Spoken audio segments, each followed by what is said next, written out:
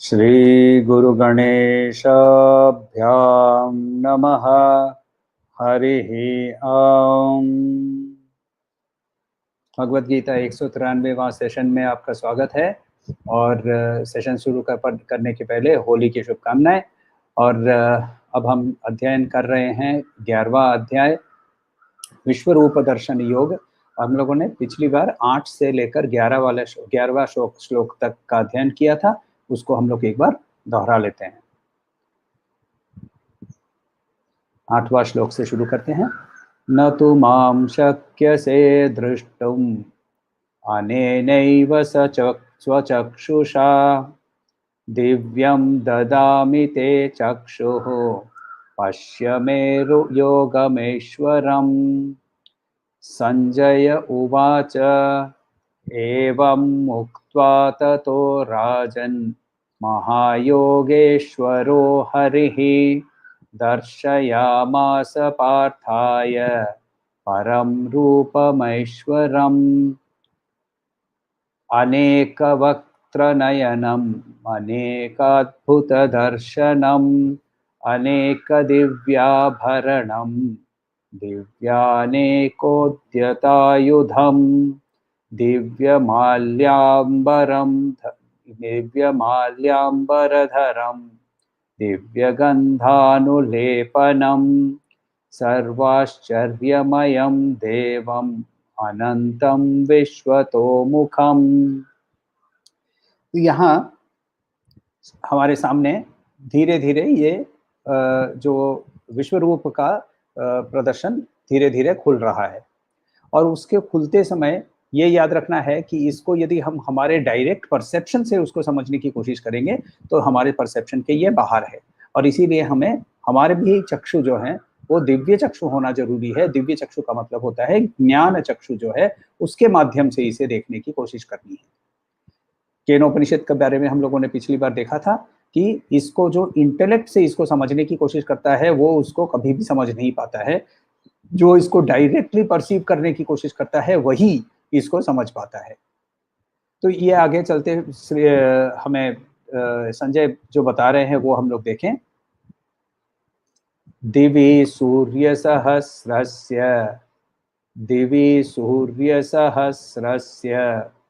भवेद्युगपदुत्थिता दिवि सूर्यसहस्रस्य भवेद्युगपदुत्थिता यदि भासदृशी सा स्याद्भासास्तस्य महात्मनः दिवि सूर्यसहस्रस्य भवेद्युगपदुत्थिता यदि भासदृशी सा स्याद्भासास्तस्य महात्मनः। दिवि आकाश में, सूर्य हम समझते हैं, सहस्रस्य हजार, भवेद थे यदि हो सकते हैं तो, युगपत एक साथ, उत्थिता उठते हुए, यदि इफ, भा यानी उनमें से रेडियंस जो निकलता है, स्प्लेंडर, सदृशी जैसे, सा वह, स्यात् हो सकता है, भासः उस यानी उसका तेज, तस्य उनका, महात्मनः उस ग्रेट पर्सनैलिटी का, उस महात्मा का। यानी यहाँ संजय डिस्क्राइब करते हुए कहते हैं कि यदि 1000 सूर्य एक साथ इस आकाश में उज्जवल प्रज्वलित हो चुके, तो भी इस महान जो रूप है उसके उसके समान उसकी तेज के समान नहीं हो सकता है। हम एक सूर्य को भी सिर्फ सूर्योदय के समय जब थोड़ा सा थोड़े क्षण के लिए उसका हम दर्शन कर सकते हैं, डायरेक्टली यदि दर्शन करना चाहें तो। मगर यदि सोच लीजिए कि हजार सूर्यों के बारे में बात कर रहा है, यानी यहाँ एक उपमा यूज कर रहा है संजय, जो कि हमारे नॉर्मल समझ के बाहर है। तो ये उपमा देते हुए अब आगे हमें बता रहे हैं संजय,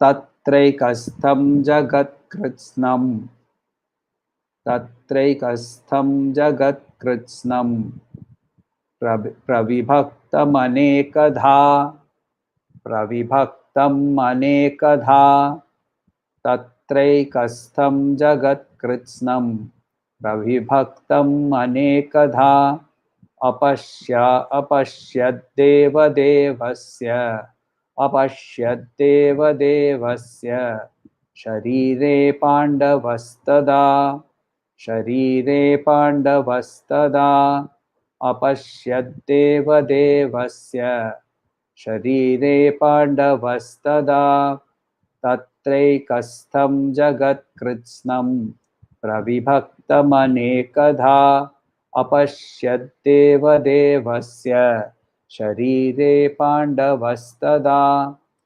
तत्र वहाँ, एकस्थम एक जगह में, जगत पूरा संसार, कृत्स्नम पूरा, प्रविभक्तम विभक्त करना यानी डिवाइड करना, प्रकर्षेण विभक्तम पर्टिकुलरली इन मेनी पार्ट्स, प्रविभक्तम अनेकधा मेनी, अपश्यात देख सकता है, देवदेवस्य देवों के देवों को, शरीरे उस शरीर में, उस शरीर के अंदर में वो देख पा रहा है, कौन? पांडव देख रहा है, तदा उस समय। यानी यदि एक श्लोक का मीनिंग, वहां अर्जुन को इस पूरी यूनिवर्स की टोटलिटी को एक जगह में उस शरीर, उस देवदेवस्य के शरीर के अंदर में उसको देखने को मिल रहा है। ये कैसे संभव है? तो एक छोटा सा हम एग्जाम्पल लेते हैं। यदि एग्जाम्पल के तौर से आप देखें तो कभी आप किसी कहीं दो मिररों के बीच में, दो दर्शकों के बीच में आप यदि खड़े हो जाते हैं, हम लोग जब छोटे थे तो नाई की दुकान में जाते थे, तो नाई की दुकानों के अंदर में मिरर सजी होती थी। हम एक मिरर के अंदर में सामने बैठते थे, पीछे मिरर और एक होता था, उसके पीछे और एक मिरर होता था। ये मिरर्स की सामने हमें दिख रहा है मिरर की इंफिनिटी। तो मिरर की इंफिनिटी कहाँ है? उस मिरर के अंदर में ही है। कॉन्सेप्चुअली समझने की कोशिश कीजिए कि ये पूरी इनफाइनाइट नंबर ऑफ मिरर्स एक मिरर के अंदर में मैं देख पा रहा हूं। उस समय हम लोग छोटे थे तो इसका महत्व नहीं समझ रहे थे। आज यदि वो दर्शन सामने आए तो तुरंत ही ये संजय की जो अभी बात कर रहे हैं वो हम लोगों को याद आ जानी चाहिए कि एक शरीर के अंदर में पूरा संसार उनको दिख रहा है। तो जब हम इस ऐसे दो मिरर्स के बीच में बैठते हैं और गिनने की कोशिश करते हैं तो गिन पाएंगे क्या? ऑब्वियसली नहीं गिन पाएंगे। तो ऐसे ही संजय बोल रहे हैं, इसी शरीर के अंदर में उस एंडलेस इंफिनिटी को वो देख पा रहा है। तो इसका हम लोगों को एक पहले भी एक झलक श्री कृष्ण ने और एक बार हम लोगों को दिया था, बाल लीला के अंदर में। कथा तो बहुत फेमस है और प्रचलित है, तो सबको पता होगा कि बाल गोपाल मिट्टी खा ली थी। माँ ने, वहां यशोदा ने कहा मुंह खोलो, मिट्टी निकालनी थी, मुंह खोलो, और मुंह खोलने पर उस पूरे जगत को मुंह के अंदर में उन्होंने देखा, और देखते ही वो बेहोश हो गई। उनके वहां वर्णन के अंदर में बोल रहे हैं कि मुंह के अंदर में उनको स्वयं वहां मुंह खोल रही है, वो भी वहां उनको दिखा। सोचिए, वो वहां बाहर मुंह खोल रही है, उनको मुंह के अंदर में वो मुंह खोल रही है, वो भी दिख रहा है। और ऐसा दृश्य देखकर वो बेहोश हो जाती है, क्योंकि ऐसा हमारे नॉर्मल परसेप्शन को हम उसको ग्रहण नहीं कर पाते हैं। तो ये जो विजन जो है, ऐसा जो दृश्य है, ये एक्चुअली हम लोगों को कंटिन्यूअसली अवेलेबल है। हम उसको देख नहीं पाते हैं क्योंकि हमारी ट्यूनिंग वैसी नहीं हुई है। हमारी ट्यूनिंग वैसी हो जाए तो फिर इसको देखना संभव है। तो हम क्या होता है, हम ना नाम और रूप के डुअलिटी के अंदर में फंसे रहते हैं हर समय। तो जब हम इस नाम और रूप के कंस्ट्रक्ट जो है ना, उसके जब बाहर चले जाते हैं, तब हमें ये रियलिटी दिखने लगती है। तो इसमें ऐसा होने पर हमारी रिएक्शन भी ना अर्जुन के जैसे ही हो जाएगी। अर्जुन की कैसी रिएक्शन थी देखते हैं, चलिए 14वां श्लोक ले लीजिए। ततः स विस्मयाविष्टो, ततः स विस्मयाविष्टो हृष्टरोमा धनञ्जयः, हृष्टरोमा धनञ्जयः, ततः स विस्मयाविष्टो हृष्टरोमा धनञ्जयः, प्रणम्य शिरसा देवं, प्रणम्य शिरसा देवं, कृताञ्जलिरभाषत, कृताञ्जलिरभाषत, प्रणम्य शिरसा देवं, कृताञ्जलिरभाषत, ततः स विस्मयाविष्टो हृष्टरोमा धनञ्जयः, प्रणम्य शिरसा देवं, कृताञ्जलिरभाषत। ततः उसके बाद, सह वह विस्मय आविष्टा, विस्मय यानी वंडर, उससे भरा हुआ, विस्मय से वो भर गया है, वंडर से वो भर गया है। हृष्ट रोमा, रोम यानी उसके जो शरीर के ऊपर में जो बाल होते हैं उनको रोम कहते हैं। तो वो रोम जो है हृष्ट हो गए हैं, यानी खड़े हो गए हैं। तो हृष्ट रोमा धनंजय, धनंजय अर्जुन का नाम है। नाम उसका धनंजय तब पड़ा जब उसने युधिष्ठिर के राजसूय यज्ञ के पहले धन इकट्ठा करने के लिए तरह तरह की जगह पे गया। अल्टीमेटली वो उत्तर कुरु में यानी हिमालय को पार करके वहां से वो धन इकट्ठा करके लेके आया, इसीलिए तब से उसका नाम धनंजय पड़ गया। प्रणम्य नमस्कार करना, शिरसा सर को नीचा, सर नीचा करके नमन करना, देवम यानी भगवान को, कृतांजलि हाथ जोड़कर, अंजलि मुद्रा जिसको बोलते हैं, अंजलि मुद्रा ऐसे है, कृतांजलि उसको हाथ जोड़ने के बाद होते हैं, कृतांजलि हाथ जोड़कर, अभाषतः, अभाषतः यानी बोले, ततः स विस्मयाविष्टो हृष्टरोमा धनंजयः, प्रणम्य शिरसा देवं, कृतांजलिरभाषत। जब भी हमारा नेचुरल रिएक्शन क्या होता है, जब भी हमको किसी चीज को हम जब किसी चीज को विस्मय हमें फील करता है, वंडर फील करते हैं, तो उस वंडर के साथ ना हम ऑटोमेटिकली एक सरेंडर की एक फीलिंग हो जाती है। सरेंडर का मतलब बॉडी माइंड इंटेलेक्ट के परे हो जाना। हम लोगों ने पिछले कुछ अध्यायों के अंदर के पिछले कुछ सत्र के अंदर में हम लोगों ने देखा था कि जब हम एक बहुत सुंदर एक सूर्योदय देखते हैं, एक बहुत सुंदर इंद्रधनुष देखते हैं, एक बहुत बड़ा वाटरफॉल देखते हैं, एक कोई भी ऐसी आश्चर्यजनक चीज जब देखते हैं, तब हमारे अंदर में बॉडी माइंड इंटेलेक्ट तीनों की फंक्शनिंग बंद हो जाती है और ऑटोमेटिकली हमारे अंदर में एक फीलिंग ऑफ ऑ, एक फीलिंग ऑफ वंडर, एक फीलिंग ऑफ सरेंडर ये आ जाता है। उस सरेंडर के अंदर में लैंग्वेज, इमोशन, इंटेलेक्ट सब कुछ बदल जाता है। तो इस ऐसे ये बदले हुए लैंग्वेज के अंदर में हम जब पहले अपने सेंसेस से क्या हम पा रहे हैं उसको समझने की कोशिश कर रहे हैं। सूर्योदय हो रहा है, उसको हम देखकर उसको समझने की कोशिश करते हैं। हमारे अंदर उसको हम कैसे ग्रहण कर रहे हैं उसको समझने की कोशिश करते हैं। और इसीलिए अर्जुन डिस्क्राइब करने लगे हैं उनके अंदर में क्या हो रहा है। देखिए, अर्जुन यदि डिस्क्राइब नहीं करेंगे तो संजय नहीं बता पाएंगे, क्योंकि अर्जुन के अंदर की फीलिंग्स अर्जुन क्या कर रहा है, क्या बोल रहा है, ये संजय देख सकते हैं। अर्जुन के अंदर क्या हो रहा है स्वयं अर्जुन ही बता सकते हैं। तो 15वें श्लोक के अंदर में अर्जुन बोलते हैं। अब 15वें श्लोक के अंदर में जब हम 15वां श्लोक शुरू करेंगे तब हमें ख्याल करना है कि 15वां श्लोक जो है इसके अंदर में छंद बदल जाता है। अभी तक हम लोग अनुष्टुप छंद करके लेकर काम कर रहे थे, तो अभी छंद बदल जाता है। छंद क्यों बदलता है? व्यास मुनि ने जब ये उसको छंद में शायद उन्होंने डाला, तो जहां जहां हमें इम्पोर्टेंस थोड़ा सा ज्यादा देना है, जहां जहां हमें याद ज्यादा रखना है या फिर हमारा ध्यान एकत्रित करना है, वहां व्यास मुनि छंद बदल देते हैं। तो 15वां श्लोक लेते हैं। अर्जुन उवाच अर्जुन उवाच पश्यामि देवास्तव देवदेहे पश्यामि देवांस्तव देवदेहे सर्वांस्तथा भूतविशेषसङ्घान् सर्वांस्तथा भूतविशेषसङ्घान्। दोनों लाइन एक साथ लेते हैं। पश्यामि देवांस्तव देवदेहे सर्वांस्तथा भूतविशेषसङ्घान्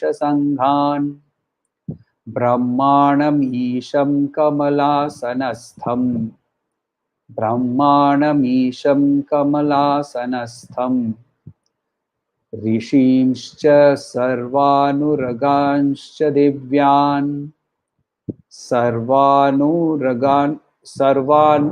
उरगांश्च दिव्यान् ऋषींश्च सर्वानुरगांश्च दिव्यान्। पूरा श्लोक एक साथ लेते हैं। अर्जुन उवाच पश्यामि देवांस्तव देवदेहे सर्वांस्तथा भूतविशेषसङ्घान् ब्रह्माणमीशं कमलासनस्थं ऋषींश्च सर्वान् उरगांश्च दिव्यान्। अर्जुन बोले, अर्जुन उवाच पश्यामि मैंने देखा, मैं देख रहा हूँ, देवान सारे देवलोक, तव तुम्हारे, देव हे देव। अब यहाँ देव भगवान को एड्रेस करते हुए, श्री कृष्ण को एड्रेस करते हुए, देहे तुम्हारे देह के अंदर में, सर्वान सब, तथा ऑल्सो भूत विशेष संघान सारे जो लिविंग कॉन्शियस बीइंग्स हैं, ये सारे तरह तरह के, ये सारे तुम्हारे शरीर के अंदर में देख रहा हूँ। उनके अंदर में मैं ब्रह्मांडम, ब्रह्मा जी को भी मैं देख रहा हूँ। ईश वर्ड जो है वो शिव की उपाधि है, तो इसीलिए वहां शिव को भी देख रहा हूँ। कमलासनस्थम, यहाँ दो मीनिंग होते हैं। एक होता है कमलासनस्थम, ब्रह्मा जो है वो कमल के ऊपर में बैठते हैं, इसीलिए ब्रह्मा को इंडिकेट करता है। दूसरा एक इंडिकेटर यहाँ ईश के बाद में कमलासनस्थम जब यूज किया है, तो यानी ईश जो है, शिव जो है, वो पद्मासन के अंदर में बैठकर ध्यान मग्न है, ऐसा मैं देख रहा हूँ। ये भी मीनिंग हो सकता है। हमें नहीं पता वो क्या देख रहे थे, हम नहीं देख पा रहे हैं, हमारी दृष्टि नहीं बदली है। हम अभी भी नाम रूप की डुअलिटी के अंदर में फंसे हुए हैं। हम अपने शरीर के साथ ही आइडेंटिफाई करते हैं, हमारे मन के अंदर में हमारे इमोशंस के साथ आइडेंटिफाई करते हैं, विषय वस्तु व्यक्ति के अंदर में हम फंसे होते हैं। और इसीलिए हमारे लिए ये दृश्य डिस्क्रिप्शन के माध्यम से ही समझ में आ सकता है। यदि हमें ये दर्शन करना है तो हमें पूरी प्रोसेस फॉलो करनी पड़ेगी, जैसे अर्जुन के लिए भी पूरी प्रोसेस फॉलो की गई थी। चैप्टर 2 के अंदर में उन्होंने सांख्य योग के माध्यम से उनको आत्मन क्या है और क्या नहीं है वो उनको बहुत क्लियरली उनको बताया। आत्मन अग्नि से जलता नहीं है, पवन से सूखता नहीं है, पानी से भीगता नहीं है। आत्मन शरीर को छोड़ देता है जब भी शरीर को जीर्ण पाता है। ये सारा उन्होंने चैप्टर 2 के अंदर में समझाया। चैप्टर 3 और चैप्टर 4 के अंदर में उन्होंने कर्म और कर्म के बाद से कर्मयोग से कर्म संन्यास की ओर ले जाने के लिए पूरा उन्होंने पथ बताया। उसके बाद चैप्टर 5 और चैप्टर 6 के अंदर में उन्होंने ध्यान के लिए कैसे हम लोगों को तैयार होना है वो भी हम लोगों को सिखाया। और ये करके हमें जो त्वम है तत्वमसी का, यानी हमको आत्म परिचय कैसे, हम मैं एक्चुअली क्या हूँ इसका परिचय करने के लिए पूरी पद्धति उन्होंने बताई। उसके बाद से शुरू हुआ तत्व को समझने के लिए, और तत्व को समझते समय हम लोगों ने पहले उनकी विभूतियों को समझा। वन इन मैनी, हर एक चीज के अंदर में, हर एक घड़े के अंदर में मिट्टी को देखा, हर एक गहने के अंदर में सोने को देखा। ये जब हम प्रैक्टिस कर चुके होते हैं, ये जब हमारे लिए लिविंग रियलिटी हो जाती है, ये जब हमारे लिए अनुभूति हो जाती है, तब हमारे अंदर में ज्ञान चक्षु खोलकर हमारी विजन चेंज होने के लिए तैयार होता है। तो ये पूरी एक साधना है। तो वहां वो देख रहे हैं ब्रह्मांडम ईशम कमलासनस्थम, तो या तो ये शिव जी को वो पद्मासन में देख रहे हैं, या फिर ब्रह्मा जी को पद्म के ऊपर में। पद्म यानी यहाँ पौराणिक कहानी की यह है कि नाभि के से श्रीमन नारायण आदि नारायण के नाभि से एक पद्म पैदा हुआ, और उस पद्म को जब वो पद्म खुला तो उसके अंदर में हिरण्यगर्भ रूपी ब्रह्मा थे वहां। तो ब्रह्मा जी वहां बैठकर फिर वो पहले तपस्या करते हैं कि उनको समझ में नहीं आ रहा है कि वो दुनिया में अकेले हैं, इस पद्म कहाँ से है, इत्यादि इत्यादि। तो फिर वो तपस के बाद उनको शक्ति मिलती है, जिसके कारण वो सृष्टि करते हैं। तो इसीलिए पश्यामि देवांस्तव देव देहे, सारे देवताओं को तुम्हारे शरीर में देख रहा हूँ। सर्वांस तथा भूत विशेष संधान, और सारे जितने कॉन्शियस बीइंग्स हैं, भूत, ये सारे हम भी भूत ही हैं, तो ये सारे भूतों को वहां वो देख रहा है। ब्रह्मांडम ईशम कमलासनस्थम, तो और सिर्फ देवता और सिर्फ कॉन्शियस बीइंग्स नहीं, वहां वो सबसे उच्च कोटि के जो देवता है शिव जी और ब्रह्मा जी, इनको भी वहां वो देख रहा है। और क्या देख रहा है? ऋषिंश्च सर्वान उरगांश्च दिव्यान। यहाँ व्यास मुनि या अर्जुन बहुत इंटरेस्टिंग वर्ड प्ले के ऊपर में हम लोगों को एक छोटा सा एक इंडिकेशन दे रहे हैं कि क्या क्या दिख रहा है। ऋषि जो है, ये है ह्यूमन बीइंग के हाईएस्ट एवोल्यूशन।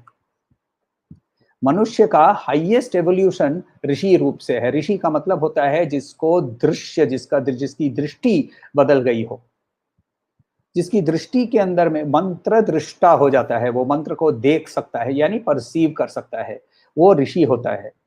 तो वो ऋषियों को देख रहा है, और साथ साथ उरग, उरग का मतलब होता है सांप, तो वो सांपों को भी देख रहा है। यानी दो एक्सट्रीम्स को उन्होंने लिया।